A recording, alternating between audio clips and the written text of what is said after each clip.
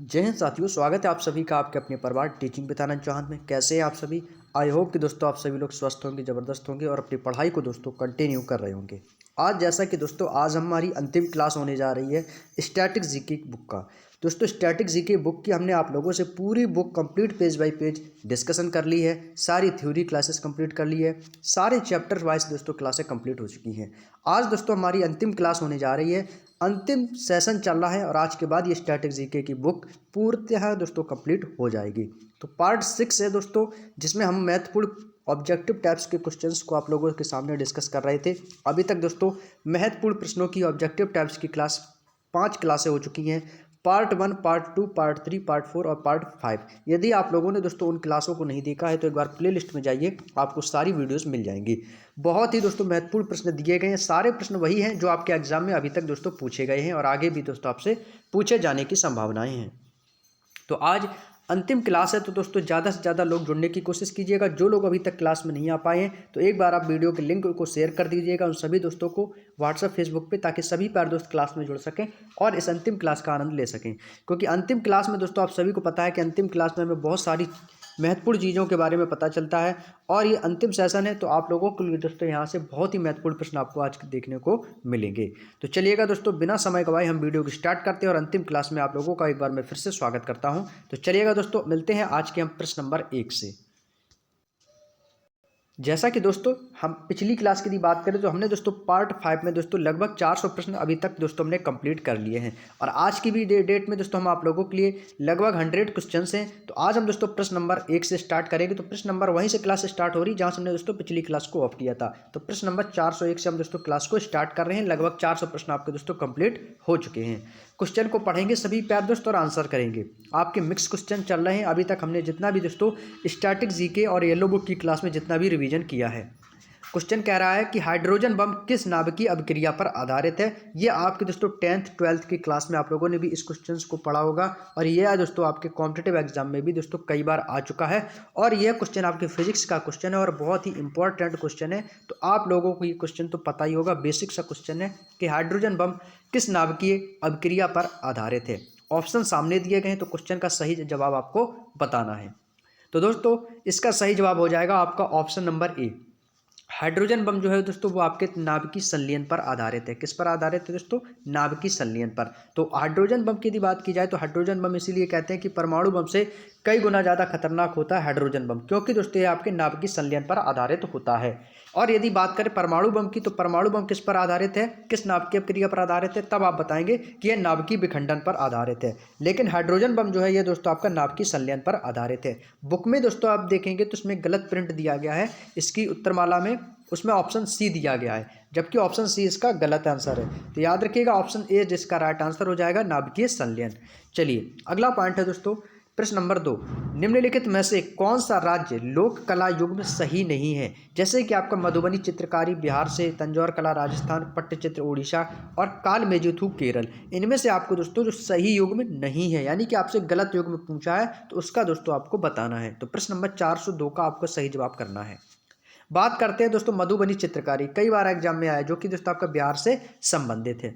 पट्टचित्र की बात करें तो दोस्तों आपका पट्टचित्र यह आपके उड़ीसा से संबंधित है और कालमेजुथु है यह दोस्तों आपकी केरल की एक प्रसिद्ध लोक कला है। लेकिन तंजौर कला जो है ये दोस्तों राजस्थान की नहीं है, तो यही दोस्तों आपका गलत हो जाएगा। ऑप्शन बी इस क्वेश्चन का सही जवाब हो जाएगा।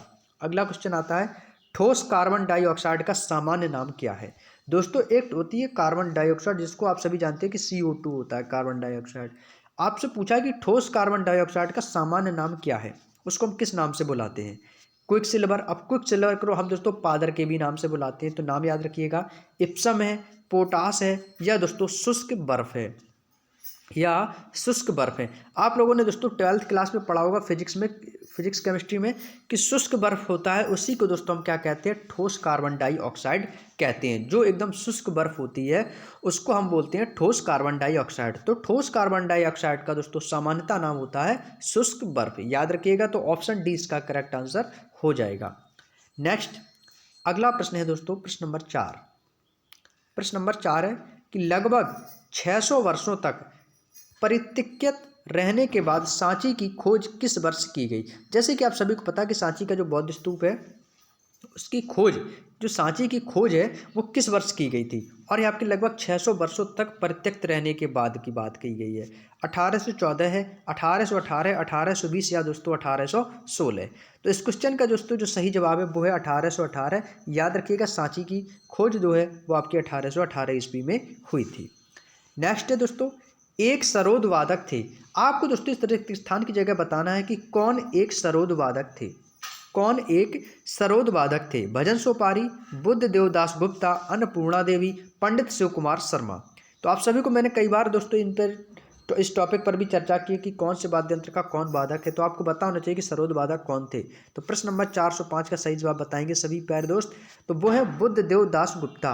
बुद्ध देवदास गुप्ता का संबंध किससे है? सरोद से है। तो ये एक सरोद वादक थे। अगला प्रश्न है दोस्तों, निम्नलिखित में से कौन सा उपन्यास E.M. फोस्टर द्वारा लिखा गया है? E.M. फोस्टर, और आपको बता दें E.M. फोस्टर का जो एक उपन्यास है वो काफ़ी प्रचलित है। वो कौन सा है तो मैं आपको बता दूं, वो है a passage to India by E.M. Forster. तो ए पैसेज टू इंडिया ये कई बार एग्जाम में आपसे पूछा गया है दोस्तों, इसको लगा लीजिएगा आप लोग इंपॉर्टेंट। और यही हूबहू क्वेश्चन पूछा था। कभी आपसे दोस्तों लेखक का नाम पूछ लेता है, तो कभी कभी आपसे एग्जाम में उपन्यास का नाम पूछ लेता है। एक बार आया था दोस्तों एग्जाम में कि ए पैसेज टू इंडिया उपन्यास किसके द्वारा लिखा गया है, तब उसमें आपका जवाब था E.M. फोस्टर का। लेकिन जस्ट अपोजिट पूछा है कि E.M. फोस्टर द्वारा लिखा गया उपन्यास कौन सा है? A passage to India. चलिए अगला पॉइंट आता है दोस्तों MICR। दोस्तों आपने पढ़ा होगा MICR। तो MICR में दोस्तों जो R होता है, लास्ट जो आपका अक्षर होता है R, इसका पूर्णतः यानी फुल फॉर्म क्या होता है? रीडर होता है, रूट होता है, रिक्वेस्ट होता है, या दोस्तों रिकॉग्निशन होता है? तो दोस्तों इसका सही जवाब है रिकॉग्निशन। ऑप्शन डी इसका दोस्तों करेक्ट आंसर हो जाएगा। अगला आता है दोस्तों, खुल्लम खुल्ला नामक पुस्तक इनमें से किसकी आत्मकथा है? खुल्लम खुल्ला नामक पुस्तक इनमें से किसकी आत्मकथा है? ऑप्शन आप लोगों के सामने दिए गए हैं, तो इसका सही जवाब आपको बताना है। तो दोस्तों इसका सही जवाब है option C, Rishi Kapoor. Option C इसका दोस्तों करेक्ट आंसर हो जाएगा। नेक्स्ट है दोस्तों, एशियाई शेर निम्नलिखित में से केवल किस वन में पाए जाते हैं? एशियाई शेर जो है दोस्तों वो किस वन में पाए जाते हैं? गिर वन में, कुकरेल रिजर्व वन में, मोलाई वन में, या बैकुंठपुर वन में? तो इसका सही जवाब हो जाएगा आपका गिर वन में। कहाँ पर है? गिर वन में दोस्तों आपके एशियाई शेर पाए जाते हैं। नेक्स्ट है, फ्लोट फेस्टिवल निम्नलिखित में से किस राज्य में मनाया जाता है? फ्लोट एक दोस्तों प्रमुख त्यौहार होता है जो कि आपके किस राज्य से संबंधित है? ऑप्शंस दिए हैं नागालैंड, तमिलनाडु, राजस्थान और हिमाचल प्रदेश। तो इसका सही जवाब क्या है दोस्तों? तमिलनाडु। तमिलनाडु में दोस्तों आपका फ्लोट फेस्टिवल मनाया जाता है। तो 410 का ऑप्शन बी करेक्ट आंसर हो जाएगा। चलिए अगले प्रश्न की ओर चलते हैं दोस्तों। अगला है, गुरु वेम्पति चिन्ना सत्यम को निम्नलिखित में से किस भारतीय शास्त्रीय नृत्य के लिए जाना जाता है? कुछ दोस्तों आपके जो भारतीय शास्त्रीय नर्तक हैं, नर्तकी हैं, उनमें से आपको कुछ दोस्तों नए क्वेश्चंस देखने को मिलेंगे। लेकिन नए क्वेश्चंस हैं, आप लोगों को इनके बारे में भी पता होना चाहिए। तो बताएंगे इसका सही आंसर क्या हो जाएगा। तो इसका सही जवाब है दोस्तों कुचिपुड़ी। कुचिपुड़ी जो है दोस्तों ये आपके गुरु वेम्पति चिन्ना सत्यम, ऐसी दोस्तों भारतीय शास्त्रीय नृत्य कुचिपुड़ी से के लिए ने भी जाना जाता है। अगला है दोस्तों, वयोवृद्धा स्वतंत्रता सेनानी, सुधारक और नारीवादी सावित्रीबाई फुले भारत के निम्नलिखित में से किस राज्य से हैं? तो इनका संबंध है दोस्तों किस राज्य से है? महाराष्ट्र, राजस्थान, उड़ीसा, गुजरात। तो इसका सही जवाब है आपका महाराष्ट्र। महाराष्ट्र से ज्योतिबा फुले का संबंध है।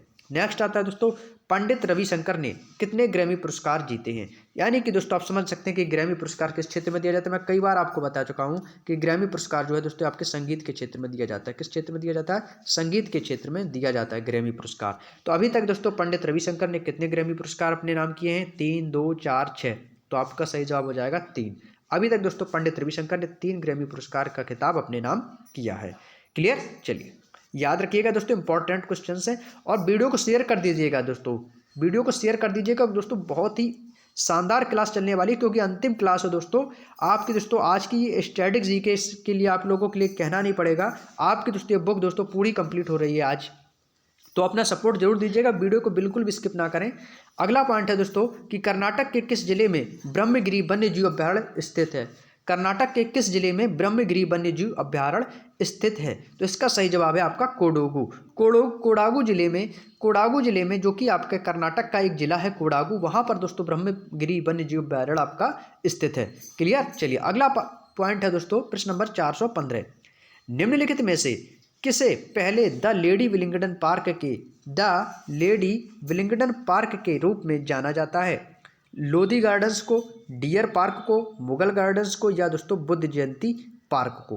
तो इसका दोस्तों सही जवाब हो जाएगा लोधी गार्डन्स को। तो ऑप्शन इस क्वेश्चन का करेक्ट आंसर हो जाएगा। अगला पॉइंट है दोस्तों, निम्नलिखित में से किस भारतीय त्योहार में भगवान राम के हाथों राक्षस राजा रावण की मृत्यु का जश्न मनाया जाता है?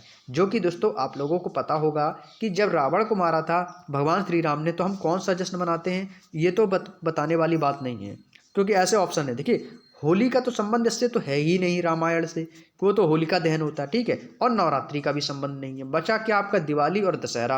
और दशहरा हम किस लिए मनाते हैं कि रावण की मृत्यु के ही रूप में तो हम जश्न मनाते हैं, क्योंकि भगवान राम के हाथों राक्षस राजा रावण की मृत्यु यानी वध हुआ था, उसके रूप में हम कौन सा मनाते हैं? दशहरा मनाते हैं।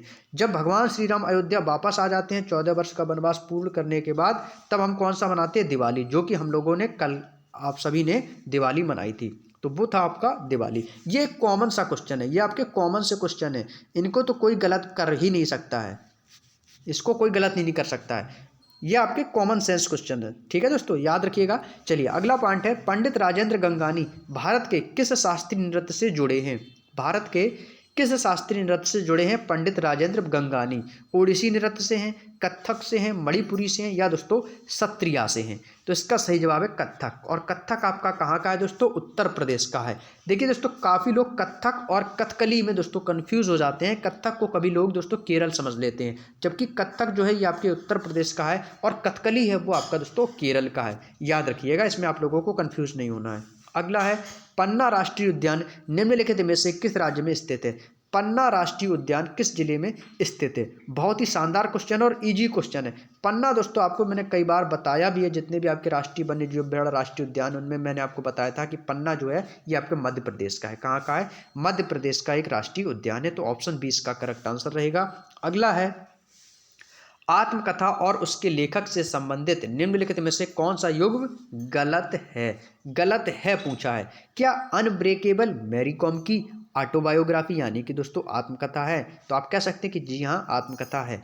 S against odds, S against odds ये किसकी है? ये सानिया मिर्जा की है।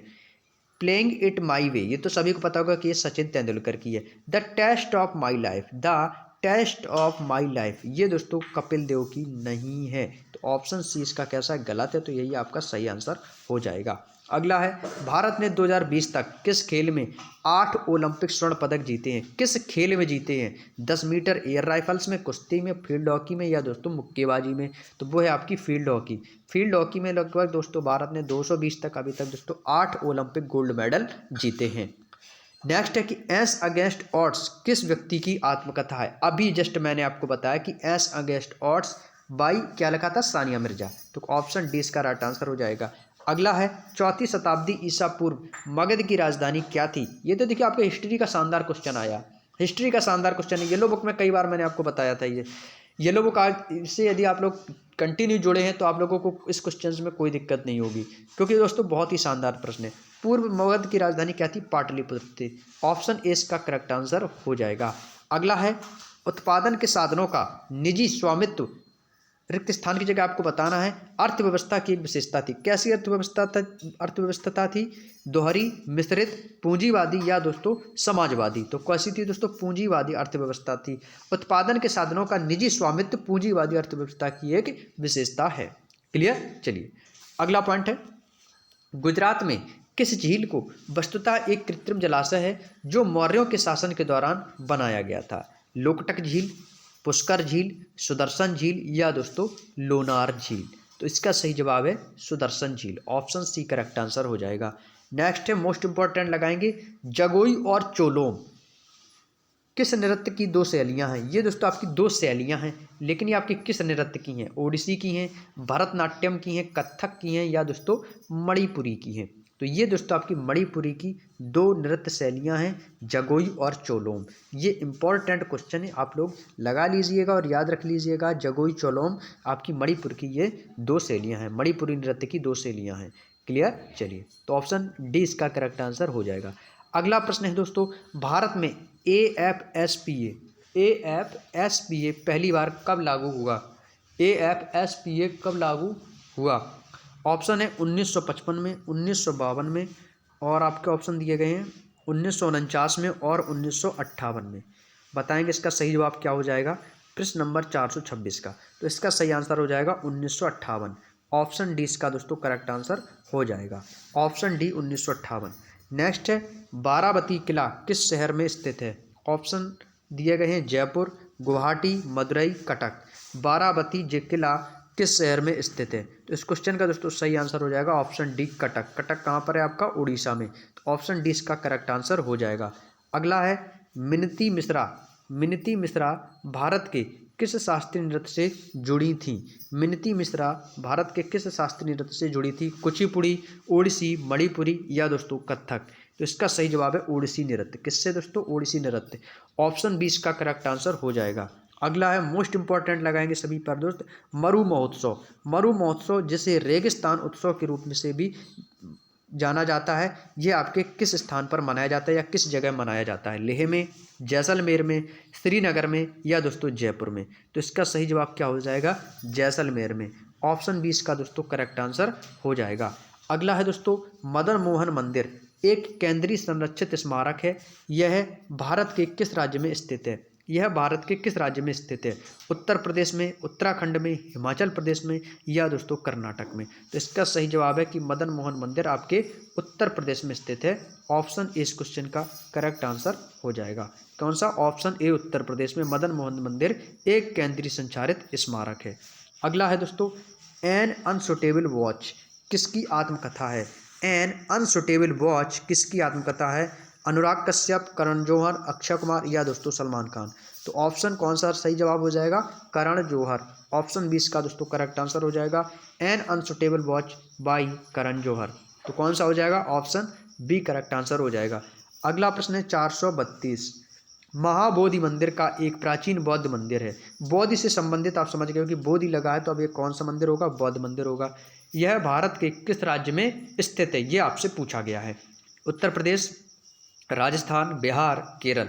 तो इसका सही जवाब हो जाएगा बिहार में स्थित है। कहाँ पर है, बिहार में स्थित है। ऑप्शन सी करेक्ट आंसर हो जाएगा। क्लियर, चलिए उम्मीद है दोस्तों आप लोगों को यहाँ तक की बातें समझ में आ चुकी होगी। तो अगले पॉइंट की ओर चलते हैं। अगला है डायरेक्ट फ्री किक नामक शब्द इनमें से किस खेल से संबंधित है। क्रिकेट, बैडमिंटन, फुटबॉल या दोस्तों हॉकी। तो इसका सही जवाब हो जाएगा फुटबॉल से संबंधित है। ऑप्शन सी करेक्ट आंसर हो जाएगा। अगला है दोस्तों सिलेक्शन डे पुस्तक के लेखक निम्नलिखित में से कौन है। सिलेक्शन डे पुस्तक के लेखक कौन है। किरण देसाई, चेतन भगत, विक्रम सेठ, अरविंद अड़िगा। बताएंगे सभी पैर दोस्त इसका सही जवाब क्या है। तो इसका सही जवाब है Arvind Adiga. Option D correct answer हो जाएगा 434 का ऑप्शन डी। अगला पॉइंट है 435। 1968 में पद्मश्री पुरस्कार से सम्मानित होने वाली नर्तकी में से कौन सी एक भारतीय अभिनेत्री भी हैं। हेमा मालिनी, मधुबाला, श्रीदेवी, वैजयंतीमाला। तो 435 का ऑप्शन डी करेक्ट आंसर हो जाएगा वैजयंतीमाला। इन्हें 1968 में पद्मश्री पुरस्कार से सम्मानित होने वाली एक नर्तकी के साथ साथ एक अभिनेत्री भी हैं। अगला है दोस्तों गुलामगिरी नामक पुस्तक किसने लिखी थी। गुलामगिरी, गुलामगिरी नामक पुस्तक किसने लिखी थी, इंपॉर्टेंट है, याद रखिएगा, आपके एग्जाम में आ चुका है और आगे भी दोस्तों आपसे पूछा जाएगा स्पेशल यूपी पुलिस के लिए। गुलामगिरी नामक पुस्तक किसने लिखी थी। तो इसका सही जवाब है ज्योतिबा राव फुले ने। ऑप्शन सी इसका दोस्तों करेक्ट आंसर हो जाएगा। गुलामगिरी नामक पुस्तक की रचना किसने की, ज्योतिबा राव फुले ने। अगला है दोस्तों IPL 2020 में मनीष पांडे किस टीम के लिए खेले थे। तो ये भी दोस्तों आपसे क्वेश्चंस कभी कभी एग्जामिनर जो है आप लोगों से पूछ लेता है, कभी कभी यहाँ से भी दोस्तों आपसे एग्जामिनर क्वेश्चन पूछ लेता है। IPL 2020 में मनीष पांडे जो हैं वो किस टीम के लिए खेले थे। तो ये थे आपके दिल्ली कैपिटल्स में, किसमें, दिल्ली कैपिटल्स के थे। अगला है दोस्तों वी आर डिस्प्लेस्ड नामक पुस्तक के लेखक या लेखिका कौन है। वी आर डिस्प्लेस्ड, तो इसका सही जवाब हो जाएगा मलाला यूसुफजई। मलाला यूसुफजई की पुस्तक का नाम है वी आर डिस्प्लेस्ड। 438 का ऑप्शन डी करेक्ट आंसर हो जाएगा। अगला है दोस्तों close to the bone, close to the bone नामक पुस्तक के लेखक या लेखिका कौन है। शिल्पा शेट्टी, ऋषि कपूर, युवराज सिंह या दोस्तों लीजा रे। तो कौन है दोस्तों, वो है लीजा रे। ऑप्शन डी इसका दोस्तों करेक्ट आंसर हो जाएगा। अगला है दोस्तों 440। सिकंदर की मृत्यु के बाद चंद्रगुप्त मौर्य द्वारा पराजित हुए सिकंदर के सेनापति का नाम क्या था। टॉलेमी, सेल्यूकस निकेटर, एंटीगोनस या कैसेंडर। तो ये मैंने आपको बताया है कि चंद्रगुप्त मौर्य द्वारा पराजित हुआ जो सिकंदर का सेनापति क्या है। और मैंने आपको येलो बुक की क्लास में भी बताया था कि सिकंदर का सेनापति कौन था, सेल्यूकस निकेटर था। तो ये तो आप लोगों को ज़्यादा समझने की इसमें ज़रूरत ही नहीं है, क्योंकि मैं आपको बता चुका हूँ। यदि आप कंटिन्यू हमारी वीडियोस देखते हैं, क्वेश्चंस आप हमारे साथ शुरू से जुड़े हैं, आपने कंसंट्रेट होकर क्लास को देखा, तो आपको ये पता ही होगा कि चंद्रगुप्त मौर्य जो है वो आपका सिकंदर की मृत्यु के बाद जो है पराजित हुए थे। तो उसमें टाइम दोस्तों सिकंदर के सेनापति का नाम क्या था, तो सिकंदर का सेनापति कौन था, तो वो था सेल्यूकस निकेटर। अगला है दोस्तों, असम की पारंपरिक संस्कृति के संदर्भ में भाओना एक क्या है। भाओना एक है रंगमंच का रूप है, कठपुतली की शैली है, पूर्वजों की पूजा का त्यौहार है, या दोस्तों संगीत वाद्य है। तो यह दोस्तों बात की जाए तो यह रंगमंच का एक रूप है। असम की पारंपरिक संस्कृति के संबंध में भावना जो है यह एक रंगमंच का रूप है। तो ऑप्शन कौन सा हो जाएगा, एक करेक्ट आंसर हो जाएगा। चलिए आगे बढ़ते हैं। अगला है दोस्तों, नाटी किस भारतीय राज्य का एक लोक नृत्य है। नाटी किस भारतीय राज्य का एक लोक नृत्य है। केरल का है, बिहार का है, नागालैंड है, हिमाचल प्रदेश है। तो इसका दोस्तों सही जवाब हो जाएगा आपका हिमाचल प्रदेश। ऑप्शन डी इसका करेक्ट आंसर हो जाएगा। चलिए दोस्तों फटाफट क्वेश्चन की ओर बढ़ते हैं आगे, जल्दी जल्दी क्वेश्चन को खत्म करेंगे। अगला है दोस्तों, निम्नलिखित में से कौन सा त्यौहार अरुणाचल प्रदेश में मनाया जाता है। अरुणाचल प्रदेश में दोस्तों मनाया जाता है पोंगल, वंगाला, उगादि, सोलुंगू। तो इसका सही जवाब हो जाएगा आपका ऑप्शन डी सोलुंग। सोलुंग उत्सव जो है ये आपके दोस्तों अरुणाचल प्रदेश में मनाया जाता है। अगला है दोस्तों, भारत का सबसे लंबा राष्ट्रीय राजमार्ग कौन सा है। सभी को पता है NH-44 जो है यह भारत का सबसे लंबा राष्ट्रीय राजमार्ग है। ऑप्शन ए करेक्ट आंसर हो जाएगा। अगला प्रश्न है, निम्नलिखित में से कौन सी झील एक गड्ढे से बनी है जिसका निर्माण उल्का पिंड के गिरने से हुआ था। ये क्वेश्चन आप लोगों के लिए इंपॉर्टेंट है, कई बार एग्जाम में भी पूछा गया है। एग्जाम में कई बार आपको पूछा गया है कि वह कौन सी झील है जो एक गड्ढे से बनी हुई है जो कि एक उल्के पिंड के गिरने से हुई थी। लोकटक झील, हुसैन सागर झील, लोनार झील, या दोस्तों सामर झील। तो वो है आपकी लोनार झील जिसका निर्माण एक उल्के पिंड के गिरने से हुआ है।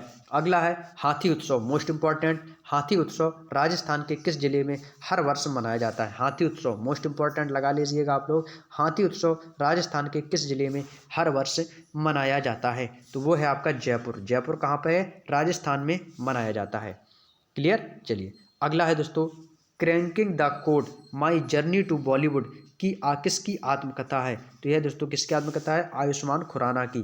तो ऑप्शन डी इसका करेक्ट आंसर हो जाएगा। नागर या उत्तर भारतीय मंदिर शैली के वास्तुकला के बारे में निम्नलिखित में से कौन सी बात सही है। गर्भगृह हमेशा सबसे ऊंची मीनार टावर के नीचे स्थित होता है, कोई मीनार टावर या शिखर नहीं थे, इसमें विस्तृत 4 दीवारी होती है, और मंदिर का सबसे ऊपरी हिस्सा यानी कलश नहीं है। तो इसका सही जवाब क्या हो जाएगा, ऑप्शन डी। ऑप्शन डी इसका करेक्ट आंसर हो जाएगा कि मंदिर का सबसे ऊपरी हिस्सा यानी कलश नहीं है। अगला है, क्रिकेट पिच की एक छोर पर स्टंप और पॉपिंग क्रीज की बीच की दूरी कितनी होती है। स्टंप और पॉपिंग क्रीज की दूरी कितनी होती है, ये आपसे पूछा है। स्टंप और पॉपिंग क्रीज की दूरी कितनी होती है, 1.5 मीटर, 1.34 मीटर, 1.62 मीटर, 1.22 मीटर। बताएंगे इसका सही जवाब क्या है, तो वो है आपका 1.22 मीटर। 1.22 मीटर होती है पिच से पॉपिंग क्रीज की दूरी। अगला है दोस्तों, ड्री उत्सव।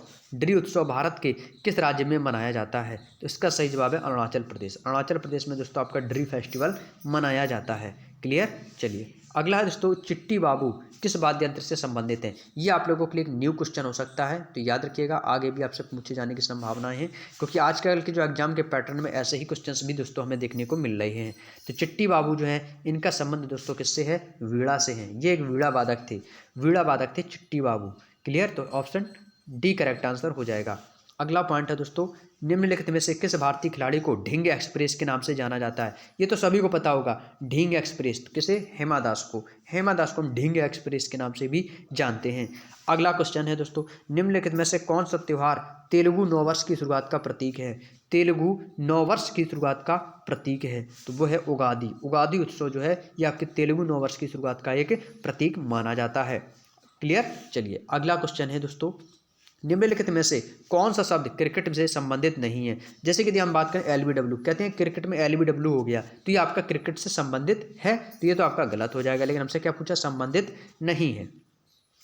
अगला है दोस्तों आपका, यॉर्कर, कहते हैं यॉर्कर गेंद डालिए, यॉर्कर गेंद डालिए, मैडन ओवर, ये सारे आपकी क्रिकेट से संबंधित, लेकिन स्लैम डंक आपका क्रिकेट से संबंधित नहीं है, तो ऑप्शन सी इसका दोस्तों करेक्ट आंसर हो जाएगा। क्लियर। चलिए अब बाकी की सारी बातें आप समझते हैं दोस्तों, क्योंकि आप भी क्रिकेट के, आप लोग यदि आप एक स्टूडेंट हैं, आप लोग कंपटीशन की तैयारी करें, तो ये नॉर्मल सी चीज़ें तो आपको दोस्तों पता ही होंगी। अगला है दोस्तों, पर्यावरण संरक्षण अधिनियम कब पारित किया गया था? ये क्वेश्चन आप लोगों के लिए इंपॉर्टेंट होगा। इसमें आपको दोस्तों समय थोड़ा देना होगा, समझना है कि कब हुआ था। दोस्तों पर्यावरण संरक्षण अधिनियम जो है, यह है दोस्तों आपका 1986 में दोस्तों आपका अधिनियम पारित हुआ था, जो कि आपके लिए वेरी इंपॉर्टेंट क्वेश्चन है आने वाले कॉम्पिटिटिव एग्जाम के लिए। नेक्स्ट, सिस्टर निवेदिता का वास्तविक नाम क्या है? सिस्टर निवेदिता, नाम तो सुना ही होगा आप लोगों ने। सिस्टर निवेदिता का वास्तविक नाम क्या है?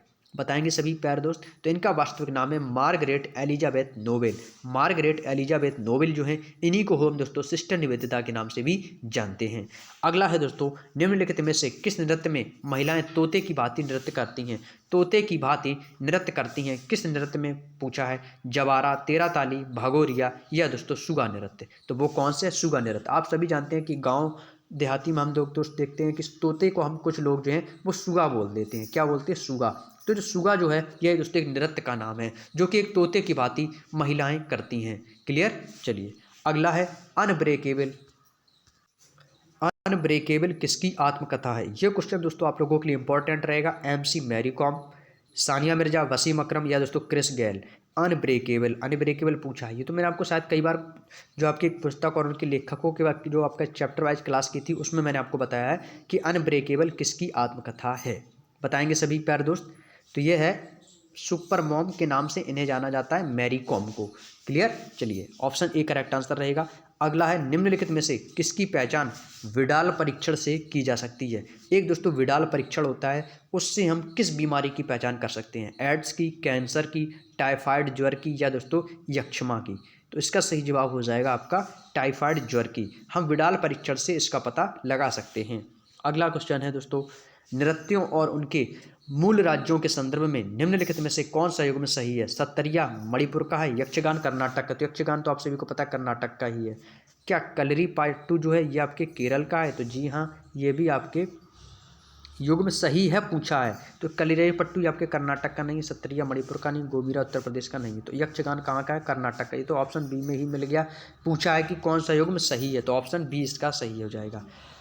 अगला प्रश्न है दोस्तों, निम्नलिखित में से किसने डिस्को किंग के नाम से जाना जाता था, जिनका फरवरी 2022 में निधन हो गया? दोस्तों डिस्को किंग के नाम से किसे जाना जाता है? बप्पी लाहिड़ी को। तो ऑप्शन ए ही इसका करेक्ट आंसर हो जाएगा, क्योंकि जो कि क्या थे, एक सिंगर थे बप्पी लाहिड़ी, जिनका दोस्तों अभी हाल ही में फरवरी 2022 में इनका दोस्तों निधन हो गया। तो ऑप्शन ए करेक्ट आंसर हो जाएगा। अगला है, भारत में राष्ट्रीय खेल दिवस किस तिथि को मनाया जाता है? सभी को पता है 29 अगस्त को मेजर ध्यानचंद के रूप में हम दोस्तों भारतीय राष्ट्रीय खेल दिवस मनाते हैं। तो ऑप्शन 20 का करेक्ट आंसर हो जाएगा। अगला है, देखिए काफ़ी इजी क्वेश्चंस हैं दोस्तों, जो कि आपके एग्जाम में भी इजी क्वेश्चंस भी दोस्तों पूछे जाते हैं, बट ये दोस्तों इजी क्वेश्चंस के साथ साथ इंपॉर्टेंट भी हैं। इनमें से किस राज्य के अशोक की जौगढ़ शिला राजाज्ञा, जिसको रॉक एडिक्ट स्थित है? आंध्र प्रदेश, उड़ीसा, उत्तराखंड या दोस्तों गुजरात। तो इसका जो सही जवाब है वो है आपका उड़ीसा। उड़ीसा राज्य में अशोक की जौगढ़ शिला राजाज्ञा स्थित है। गॉड ऑफ स्मॉल थिंग्स नामक उपन्यास, मोस्ट इंपॉर्टेंट लगा लीजिएगा सभी प्यारे दोस्त। गॉड ऑफ स्मॉल थिंग्स इनमें से किसके द्वारा लिखा गया? विक्रम सेठ, अरुंधति राय, पंकज मिश्रा, किरण देसाई। तो इसका सही जवाब है अरुंधति रॉय। ऑप्शन 20 का करेक्ट आंसर हो जाएगा। अगला क्वेश्चन है, पहली विंबलडन चैंपियनशिप कब आयोजित की गई थी? पहली विंबलडन चैंपियनशिप कब आयोजित की गई थी? 1863, 1877, 1884, 1896। तो इसका सही जवाब है ऑप्शन बी 1877। नेक्स्ट है, फीफा विश्व कप का पहला मेजबान देश था? Brazil, France, Italy, Uruguay. तो इसका सही जवाब है उरुग्वे। उरुग्वे फीफा विश्व कप का पहला मेजबान देश था। मांडू उत्सव भारत के किस राज्य में संबंधित है? मांडू उत्सव, तो मांडू आपका दोस्तों मध्य प्रदेश से, माँ से मांडू, माँ से मध्य प्रदेश, याद रखिएगा। नेक्स्ट है, निम्नलिखित में से कौन सी एक अक्रिय गैस है जो सामान्यतः लाइट बल्बों में पाई जाती है? सभी को पता है जो लाइट के जो बल्ब होते हैं उनमें कौन सी गैस पाई जाती है? आर्गन गैस पाई जाती है। आप सभी को पता होगा, इजी क्वेश्चन है और इंपॉर्टेंट भी है, याद रखिएगा। मिशन इंद्रधनुष जो कि भारत सरकार का एक कार्यक्रम है, वह किससे संबंधित है? यह आपके स्टैटिक जीके का अब तक का सबसे महत्वपूर्ण शानदार प्रश्न है कि मिशन इंद्रधनुष का संबंध किससे है? तो आप सभी को पता होगा इसका संबंध टीकाकरण से है। ऑप्शन 20 का करेक्ट आंसर हो जाएगा। नेक्स्ट है, निम्नलिखित में से कौन सी किताब R.K. नारायण द्वारा नहीं लिखी गई है? नहीं लिखी गई है। The guide, Swami and friends, the jungle book, Malgudi days. तो कौन सी है दोस्तों? वो है आपकी jungle book. Option B correct answer हो जाएगा। क्या क्या एक हाथी योग, क्या एक हाथी योग पैगोडा कहाँ स्थित है? नेपाल, श्रीलंका, म्यांमार, भूटान। तो इसका सही जवाब है Myanmar. Option C. Next, Bessie पुरस्कार किस देश में दिया जाने वाला एक नृत्य पुरस्कार है? तो यह दोस्तों आपका USA, संयुक्त राज्य अमेरिका में दिया जाता है बेस्सी पुरस्कार नृत्य के क्षेत्र में। सारे जहां से अच्छा गीत की रचना भारत के किस स्वतंत्रता सेनानी ने की थी? सारे जहां से अच्छा गीत की किस भारतीय स्वतंत्रता सेनानी ने की थी? जवाहरलाल नेहरू, महात्मा गांधी, मोहम्मद इकबाल, ज्योतिबा फुले। तो इसका सही जवाब क्या हो जाएगा? Option C, Mohammad Iqbal. Next है, दक्षेस सार्क आंदोलन शुरू करने का उद्देश्य किसका था? तो ऑप्शन कौन सा हो जाएगा? क्षेत्रीय सहयोग का। तो ऑप्शन डी इसका दोस्तों करेक्ट आंसर हो जाएगा। फटाफट दोस्तों क्वेश्चन को हम कवर करेंगे क्योंकि समय दोस्तों बहुत कम है और हम जितना जल्दी हो सके उतनी जल्दी इस बुक को कंप्लीट करवा रहे हैं और आज की डेट में इस बुक को कंप्लीट करना ही है। लगभग दोस्तों आपके 25-26 क्वेश्चन और बचे हैं, जल्द से जल्द इसको भी हम कंप्लीट कर लेते हैं। स्लम डॉग मिलियनेयर पुस्तक के लेखक कौन है? तो ये हैं विकास स्वरूप। ऑप्शन ए करेक्ट आंसर हो जाएगा। पंचशील की मुख्य विशेषता क्या है? पंचशील की मुख्य विशेषता क्या है? वह देशों के मध्य मित्रता और शांतिपूर्ण अस्तित्व को बनाए रखना। नेक्स्ट है, निम्नलिखित में से कौन सा उपन्यास प्रसिद्ध भारतीय उपन्यासकार अमृता प्रीतम के द्वारा लिखा गया था? तो इसका सही जवाब हो जाएगा ऑप्शन ए, रसीदी टिकट। रसीदी टिकट उपन्यास अमृता प्रीतम के द्वारा लिखा गया है। अगला है दोस्तों, जंजीरा किला किसके तट पर अरब सागर में एक छोटे से द्वीप पर स्थित है? तो इसका सही जवाब है ऑप्शन बी, महाराष्ट्र के तट पर अरब सागर में एक छोटे से द्वीप पर स्थित है। पद्मश्री पुरस्कार से सम्मानित गद्दाम पद्मजा रेड्डी भारत के किस शास्त्रीय नृत्य से संबंधित हैं? तो इसका सही जवाब है कुचिपुड़ी। कुचिपुड़ी कहाँ का है? आंध्र प्रदेश का है। नेक्स्ट है, नुआखाई उत्सव, मोस्ट इंपॉर्टेंट लगा लीजिएगा, कई बार एग्जाम में पूछा गया है कि नुआखाई उत्सव भारत के किस राज्य में मनाया जाता है? तो ये आपके उड़ीसा में मनाया जाता है नुआखाई उत्सव। नेक्स्ट है, राष्ट्रीय पेंशन योजना में पंजीकरण के लिए अधिकतम आयु कितने वर्ष है? मैक्सिमम आयु कितने वर्ष है? तो वो है आपकी 65 वर्ष। ऑप्शन बी इसका करेक्ट आंसर हो जाएगा। अनफिनिश्ड प्रसिद्ध भारतीय अभिनेत्री का एक किस भारतीय अभिनेत्री का एक संस्मरण है? अनफिनिश्ड, तो वो किसका है दोस्तों? वो है प्रियंका चोपड़ा का। प्रियंका चोपड़ा जॉन्स का एक अनफिनिश्ड प्रसिद्ध भारतीय अभिनेत्री हैं और इनका संस्मरण है। फील्ड हॉकी के खेल में कितने खिलाड़ियों को प्रतिस्थापित करने की अनुमति है फील्ड हॉकी में? तो ऑप्शन है बी, कोई सीमा नहीं है, कितने भी खिलाड़ी हो सकते हैं। नेक्स्ट है, झावेरी बहनों का संबंध किस शास्त्रीय नृत्य शैली के लिए है? ये क्वेश्चन VVI क्वेश्चन है, वेरी वेरी इंपॉर्टेंट। इस क्वेश्चन को आप लोगों को दिमाग में छाप लेना है। झावेरी बहनों से संबंधित यूपी पुलिस स्पेशल क्वेश्चन है 484 का। ऑप्शन ए है झावेरी बहनों का संबंध, ऑप्शन ए मणिपुर से है। मणिपुर से हो जाएगा ऑप्शन ए करेक्ट। चलिए अगला है, दीपिका कुमारी। दीपिका कुमारी निम्नलिखित में से किस खेल से जुड़ी हैं? तो इनका संबंध दोस्तों तीरंदाजी से है। ऑप्शन सी करेक्ट आंसर हो जाएगा। खजुराहो नृत्य महोत्सव किस भारतीय राज्य में मनाया जाता है? तो सभी को पता है खजुराहो का संबंध किससे है? मध्य प्रदेश से है। नेक्स्ट है, किस आयु वर्ग के लोग प्रधानमंत्री सुरक्षा बीमा योजना PMSBY योजना के लिए पात्र हैं? कितने से कितने वर्ष के लोग प्रधानमंत्री सुरक्षा बीमा योजना पाने के लिए पात्र हैं? तो वो है आपका 18 से 70 वर्ष। ऑप्शन डी करेक्ट आंसर हो जाएगा। अगला है दोस्तों, स्पुतनिक फर्स्ट निम्नलिखित किस देश में से किसके द्वारा प्रक्षेपित किया गया था? स्पुतनिक फर्स्ट, तो यह दोस्तों किसके द्वारा किया गया था? सोवियत संघ के द्वारा। ऑप्शन सी करेक्ट आंसर हो जाएगा। ऑप्शन सी करेक्ट आंसर हो जाएगा। अगला प्रश्न है दोस्तों, प्रश्न नंबर 489। दुनिया का पहला कृत्रिम उपग्रह कौन था? अपोलो द्वितीय, स्पुतनिक फर्स्ट, स्पुतनिक 0 या GSAT? तो वो कौन सा है? Sputnik first. स्पुतनिक फर्स्ट जो है वो दुनिया का पहला कृत्रिम उपग्रह था। भारत में स्पेस एप्लीकेशन सेंटर कहाँ स्थित है? भारत में स्पेस एप्लीकेशन सेंटर कहाँ स्थित है, जिसको हम SAC के नाम से भी जानते हैं, स्पेस एप्लीकेशन सेंटर, जिसका फुल फॉर्म भी आपसे पूछा जा सकता है। तो यह आपके दोस्तों अहमदाबाद में स्थित है। ऑप्शन बी इसका करेक्ट आंसर हो जाएगा। आज का हमारा सेकंड लास्ट क्वेश्चन है, इसरो द्वारा निर्मित पहला विशिष्ट मौसम उपग्रह मैटसैट क्या है। तो यह दोस्तों क्या है, यह एक भू समकालिक उपग्रह है।